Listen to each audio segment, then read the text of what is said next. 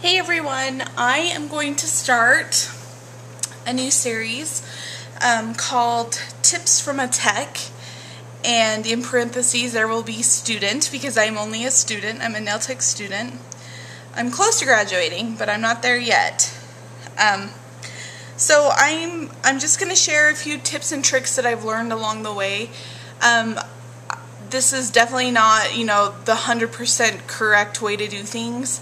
I don't know if there really is a correct way to do things. Everyone does something differently. Whatever works for you works for you. These are just little tips and tricks that I've learned that have helped me a lot.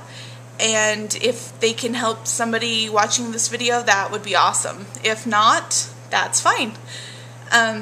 So let's get right into it. The first thing I'm going to show you is how I store some of my brushes. I use this brush right now. It came in this plastic case. It has a little plastic tube that goes over the bristles. So this one obviously has a case. I don't know why it's stuck up there. Oh, there we go. This one has a case. So this is how I store it. And I store it upside down like this. I hope I'm in frame.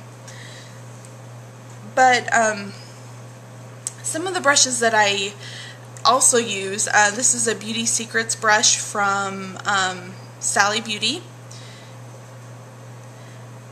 and then this is a CND number 8 brush that I use also, and there's a wild hair right there. Anyway, you saw that the brush had this on it. This is a dropper, just a normal dropper that you buy from Monomer or whatever. You want to line it up, measure it, and kind of cut it a little bit below the ferrule. And then they will just slide over your brush and create a cap for it. Also, when I'm using Monomer, when I'm done, you want to clean out your brush, obviously. Clean it out, dab it on your paper towel, whatever. Then you want to barely take out the liquid, tap it once on each side, and put the case on it, the cap on it. You want to keep a little bit of liquid in your bristles to keep it moist, and it just conditions them better. And then obviously you want to store it upside down because you don't want any liquid to run into the ferrule, or else it will rust it and your bristles can become loose and fall out. And some brushes are cheap, whatever. I mean, you're not heartbroken if you ruin a brush. But like this CND brush, it's a really nice brush, but it's like $35. So you don't want to waste too many of these.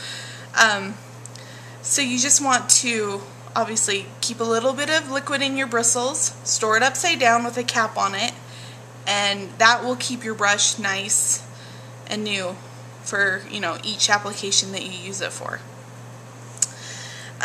My next tip, I guess, would be for paper towels. I use Viva. They come in a roll like this. You can get them in a single roll, you can get them in a big pack. They're kind of pricey. They're about $1.97 for a roll at Walmart. But let me tell you why I like Viva. First of all, they're lint-free.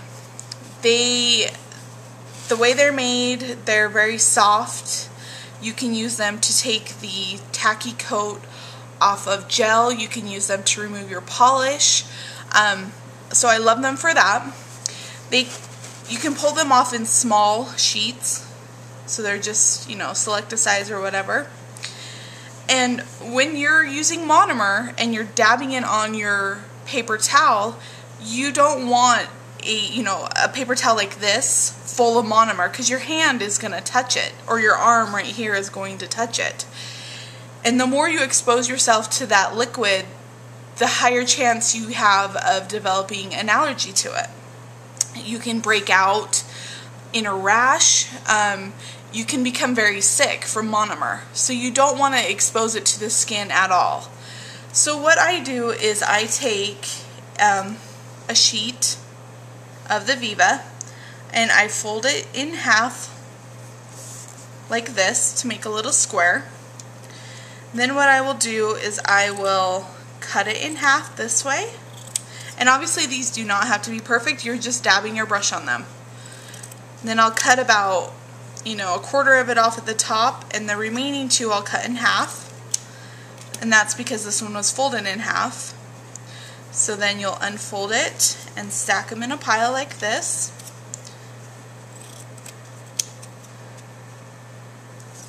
Sorry, I really hope I'm in frame. I'm trying a new angle. Until you get a stack of, you know, however many you want to use. So then I'll keep it right here next to my dappen dish, and then I'll take my brush, whatever brush you're using. You know, you're applying your liquid and you need to wipe it off. So when this top square gets saturated, you'll just take it off, and then you'll have a clean one underneath.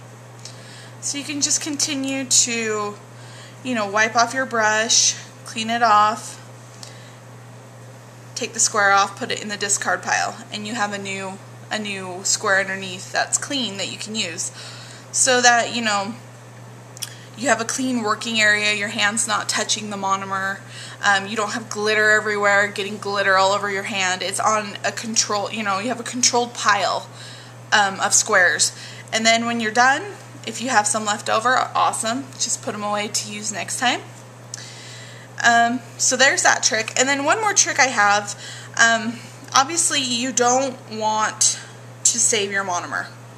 I know if you have a ton left, you might want to put it in a little jar and use it for practice fingers, whatever, but you don't want to use it on somebody else. And you don't want to dump it down your drain. It's a chemical. You don't want to stick it in your sink where you're washing your food, or your children are washing their hands, you know. So what you want to do is when you have a little bit of monomer left in there, just take a folded up paper towel and stick it in there and let it soak into that paper towel. So you want all the monomer to soak into that paper towel.